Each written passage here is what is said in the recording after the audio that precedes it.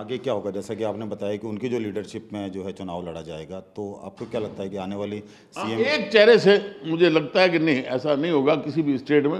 वो सबका सामूहिक रूप से होगा और उपयोग तो वही होगा। भाई मैं ये मानता हूं कि कांग्रेस में जो मासिस का लीडर है वो है अशोक गहलोत।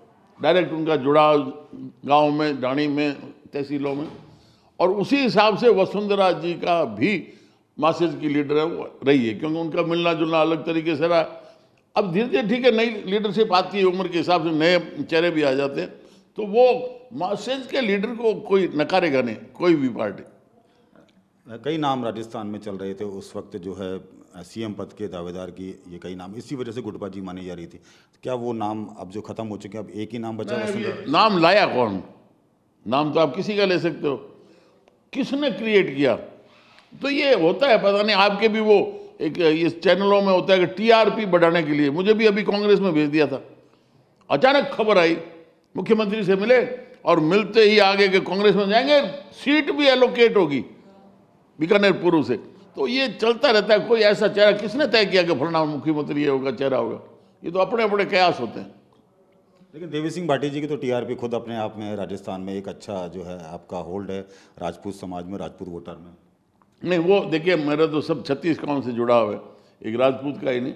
और क्योंकि हमने एक बड़ी लड़ाई लड़ी थी आरक्षण के लिए, आरक्षित को संरक्षण, उपेक्षित को आरक्षण, सामाजिक न्याय मंच के बैनर के तले सब 36 कौम को हमने जोड़ा, और उसका परिणाम भी रहा कि आप सबको साथ लेके चलोगे तो नतीजा भी आएगा।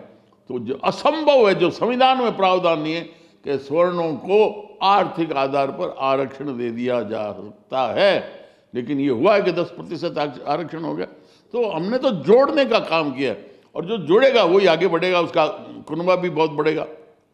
लेकिन भाटी साहब, 4 साल की आपने कहा छुट्टी भी था, मैं अवकाश पे था, अचानक से किसने संपर्क किया और किसने आपको जो है मनाया? नहीं, अवकाश में मैं वैसे नहीं था, मैं हमेशा एक्टिव लाइफ जीता हूँ, चाहे हम गायों के लिए या चारागाह के लिए, गौचर के लिए, चाहे हम देसी दवाइयों के ऊपर, चाहे अब बच्चों को गीता पढ़ाने का, शस्त्र शास्त्र का भी वो कर, एक्टिविटी मेरी बिल्कुल खुल के रहता। जो भी जन समस्या थी उसके लिए मैं हमेशा आ गया।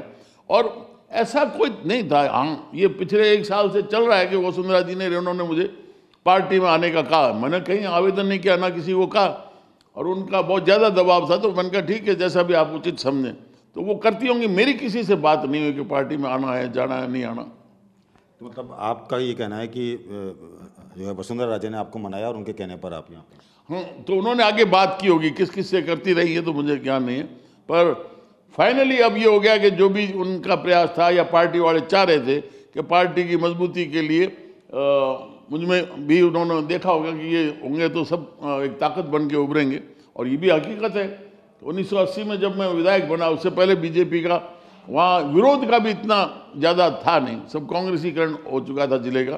तो उसमें हमने संघर्ष कर करके युवाओं कार्यकर्ताओं की फौज खड़ी की, वो आज भी काम दे रही है। और जिले में इतनी ज़बरदस्त मजबूत हुई है भाजपा। हमने पहली बार सांसद दिया 1996 में, जो मेरा लड़का महेंद्र सिंह था, तो वो भी रहा। तो पार्टी की मजबूती तो निश्चित तौर पर हुई है, इसलिए सही सोचा होगा कि भाई पार्टी मजबूत होगी, इनको शामिल किया जाए।